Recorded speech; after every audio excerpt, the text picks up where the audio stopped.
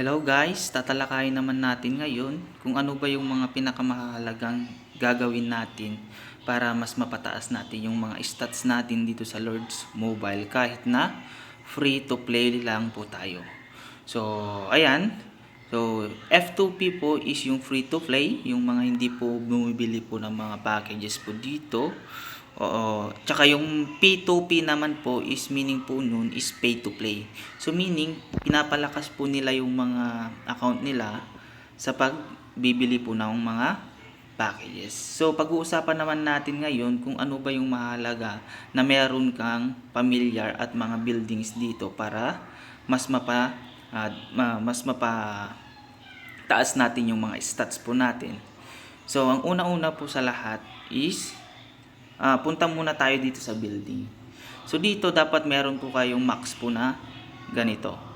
So dito mag-i-invest lang po tayo ng gems dito sa kasi dito po kasi sa 7 days po dito is 3% lang po yung yung basic interest. Sa 14 days is 27% interest, tsaka sa 30 days naman po is ito yung pinakamaganda, 85% na basic interest. So dito makakapag-invest po tayo ng 45,000.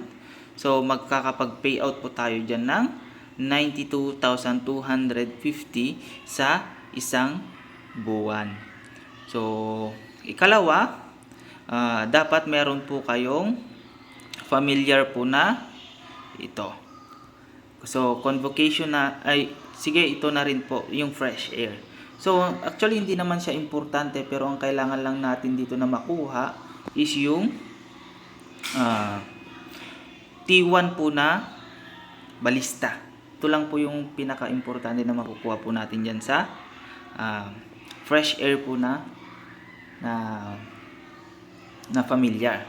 So, dito, pagka meron po kayo na familiar po na to, magkakaroon po tayo or makakuha po tayo ng random po na T1. Pwedeng infantry, cavalry, range, or balista. So, dito, katlo, itong convocation.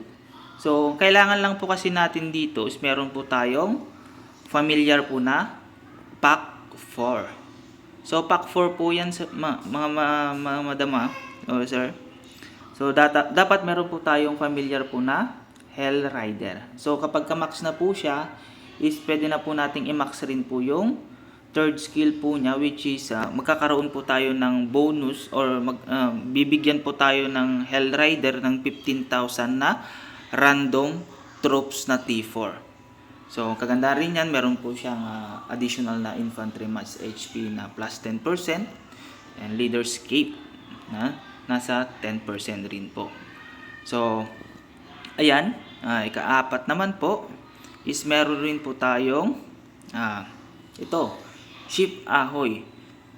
So dito meron para makuha po natin yan is ang kailangan po natin na familiar is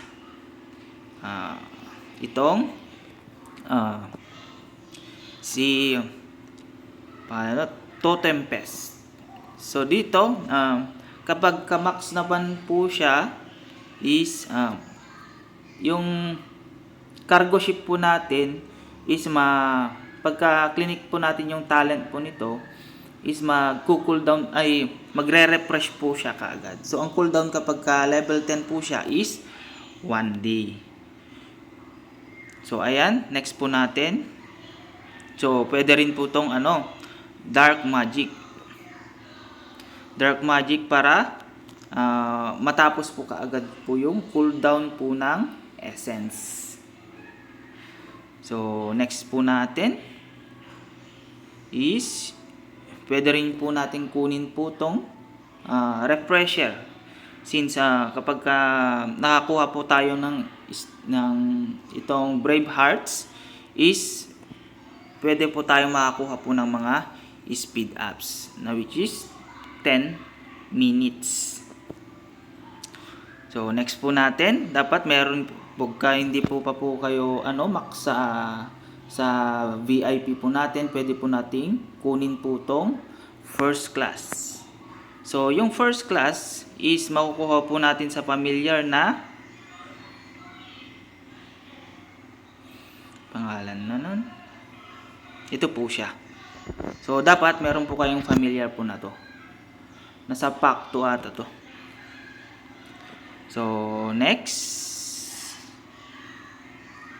So, ito po yung isa sa maganda na familiar po na pwede po nating makuha, yung Stroke of Fortune. So, para makuha po yun na familiar is dapat na open po natin tong Gaming Gremlin. So, kagandahan po kasi niyan guys is pagka max na po siya is pagka na-max na rin po yung third skill po niya, magkakaroon po tayo or magbibigay po siya ng 1,500 hanggang 3,000 na gems. Random po yan mga madam sir.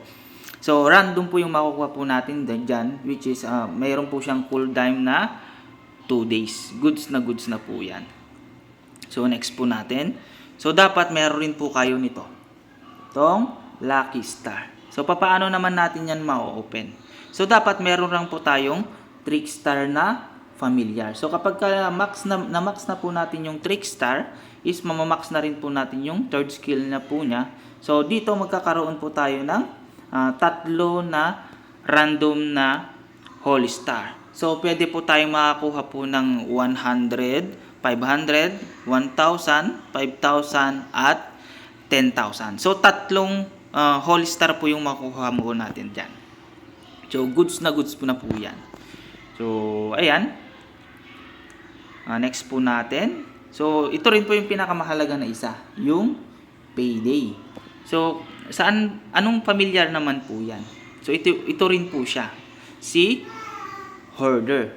So, kapag na-max na po natin si Hoarder, is meron na rin po, pwede na po natin i-max rin po yung third skill po niya, which is magkakaroon po tayo ng 3 na random jewels. So, random po na jewels yan Pwede pong makakuha po kayo ng common, uncommon, blue, violet, tsaka purple, tsaka gold. So, random po siya. Pwede po tayo makakuha po ng mga wall depth,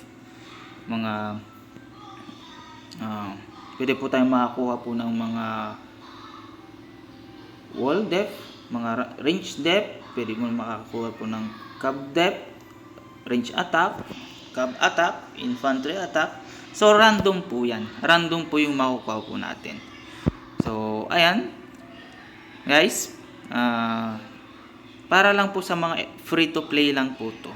Salamat guys. Yun lang po sa video na to. Pa-follow naman po ako, Kalords Mobile.